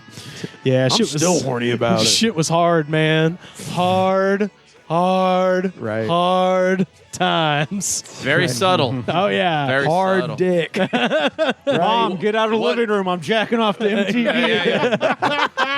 Rivers, why you had to keep reading the quote? He said, "I'm talking about my penis here, everybody." Oh no, that's the next guy. It was erection. That's the next guy. Davrock, 8 years ago. Is there a man alive in their early 40s that watches these videos and doesn't immediately think "fuck sandwich"? I guess not. Early 40s. It's from 8 years ago too. From 8 years ago? Okay. Yeah. No, ooh. You were too old then. Yeah. Fuck sandwich is the worst term for threesome. It really is. It truly is. You couldn't think of a worse term, truly. Okay, I said this was going to get weird. Here's this. It has. I mean, It's gotten weird. That's just like what I expected. This went far beyond. This isn't Goods from the Woods weird yet. This went far beyond. J-Man, 8 years ago. The J-Man. The J-Man. I always loved Steven's music, but I'm most impressed with his jewel, Liv. Oh. Absolutely stunning. How did this goddess emerge from those jeans? My sincerest apologies to Steven, as I'm also from the ruggedly handsome / ugly gene pool. No offense intended. All caps. Well done, brother. Make another hell. Make an army of Livs. Wow. Don't stop coming, Steven Tyler. A doff of the cap to Steven Tyler's nutsack. Well, here's another one. Mr. Kyle J, 11 years ago. God bless Steven Tyler and his semen for making a masterpiece like Liv. Oh. And God bless him for being crazy enough of a bastard to let his daughter do all the shit she's doing in this video. Ha ha ha ha ha ha. Still hilarious to this day. It's ultra misogynistic because he's not even crediting Liv Tyler's mother at all. Oh yeah, no. It was probably hot. Yeah. Well, that's the weird thing is like it's more. That's what makes it extra misogynistic. Is like how do you add misogyny on top of misogyny? Leave the mother out of it entirely. Yeah. You know who made this chick? It's the hot? man. It's all the man. Yeah. A man made this beauty. Every recessive, like bog hag, looking motherfucking gene she has is from him. Ghost Spy from 8 years ago. Ghost Spy. Damn! The USA should give housing, food, and pension to all women that offer themselves as voluntaries to be pregnant. Oh my God. And then raise a baby from Steven Tyler until the babies turn 18. That way, the U.S. government would have maximized the possibility that one of his children would inherit Steven Tyler's genes and to be a gifted singer the size of his father. But, oh well. I guess now we'll have to wait 1,000 years to see another Steven Tyler-like singer born. What in the child molester fantasy? Jesus Christ. This guy's dreaming up government programs to create a new Aerosmith. Dystopian. Are you sure that Ghost? What is it? Ghost Spy. Ghost Spy isn't Von Braunhut or whoever the fuck was. Or whatever, We will eventually find a way for them to just simply split into two. If only I could take Steven Tyler's sperm and merge it with the sea monkeys. All for the then. And how long ago was that? That was 8 years ago. So that's before he even lost his damn voice. Oh yeah, absolutely. Yeah. Jesus. Yeah. Wonder how he feels now. Well, yeah, that was some creepy shit. I got a couple more here. Karen Bensinger from 8 years ago, and this is a bit of a bit of a shout out the way Art LeBeau used to do. Are you ready for this type of love? Because it's coming. I promise to drive you crazy, Quentin. You just don't realize how much you mean to me. Baby, I promise this year I'm going to get my shit together. I honestly love you. You've said this before. And yes, sweetheart, you do stay on my mind. Yes, love not only gets better, but it gets hotter. Yes, this is my type of love. Be ready. Here come my husband. I'm in my panties and t-shirt. The restraining order is still in play. This is all for you. Laying in bed. I want a petty done. My toes are my fave, but it's summer. They got to be smooth. I'd love to do this with you. I'm not some depressed chick. I'm playful and fun. Sure, lady. My gift to you, love, I'm a strip pole dance for you. Wow. Okay. Baby, to have you watch me on stage, to you, love, that's what I'm getting. That's why I'm getting fit. Determination, I'm going to bend over for you, my love. Turn on. Yup. Can you imagine the look on Quentin's face when he did his customary search the comment section of Aerosmith's Crazy every Thursday And his to eyes. see from his beloved. Oh, yeah. And his eyes bugged out and his tongue unfurled like a cartoon wolf. A la The Mask. Yeah. And this one is Frank Stola 7 years ago. A Wednesday, the middle of the week. Quickie hump on Aerosmith Day. Love Frank. Hey, how's your cousins I love? Frank. All right. Also Frank. Frank, yeah. Also, I want to fuck. That's from Frank, too. On Wednesdays. On Wednesdays, Aerosmith Day. Wednesdays is Aerosmith Hump Day. Yeah. Well, these have all been pretty weird. On Wednesdays, we fuck to Aerosmith. This is also Frank. Well, It's also Frank, by the way. Well, these have all been pretty weird, so I figure we go out on a man with a plan. Alex Slash from 14 years ago. If it was cool name, go for it. He says, "Hello there, rockers. Instead of a YouTube rock rebellion, I propose a new plan. Number one, instead of bashing other rock artists, we need to unite. We can't fight pop music if we aren't in this together. Number two, y'all need to watch more and other different kinds of rock videos to get them to the top of the YouTube video list. And number three, instead of bashing pop, promote rock by laying out logical reasons in the comments. Don't just write rock rules." So, okay. I guess rock was having a deficiency. A man of the people. 14 years ago. Yeah. And Alex Slash is here to help get rock back to the top of the YouTube charts. Yeah. Oh, yeah. Well thought out plan, Alex. That's right. He's honking on Bobo. We're honking on Bobo. That was Aerosmith's Crazy, our jam of the week. Oh, man. Erik Barnes, where can people find you online? People can find me on the website formerly known as Twitter and Instagram at Erik W. Barnes. But what I would love for everyone to do is to check out Kickstarter.com, look up Monstors. That's Monstors. If you're into action figures, if you're into weird, cool shit, I highly suggest you take a look at that, take a look at the designs, take a look at the commercial that's going to be up there, and please support the Kickstarter and I have said, yourselves a time. If you donate to the Kickstarter, send me the receipt, DM me. I'm very easy to find. I'm on the Discord.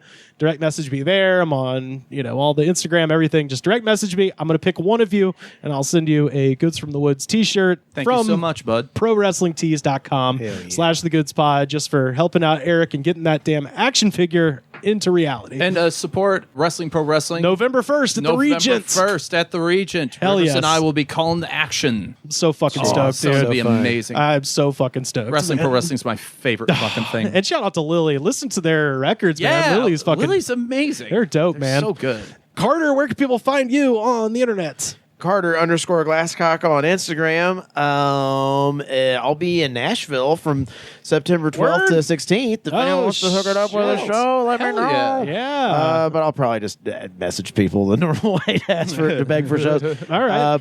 This is how I get booked. I just go, hey, anyone listening to this podcast, please book me. Please book me. Or, whatever I'll see in Nashville, I'll be the 12th to the 16th. All right. Also, October 25th, I'm doing the Malibu Comedy Show at my place of business. Oh, no shit. All right. Nice. I'm not hosting it. I'm just going to be on it. Oh, okay. So come Nice. by if you have the means. And he'll be as cool to your fans as 311 is to you. Oh, man, I can't possibly. I can't rob the red carpet like that. Keep your expectations down. Yeah. Okay. You're lucky to get a 3-sentence conversation out of Carter. Yeah. Sam, where can people find you on the internet? They can find me at SamHarder666 on Instagram or SlamHarder on Twitter. They can also find me on the Goods from the Woods YouTube page. That's right. Yeah. Every Thursday at 5 Pacific.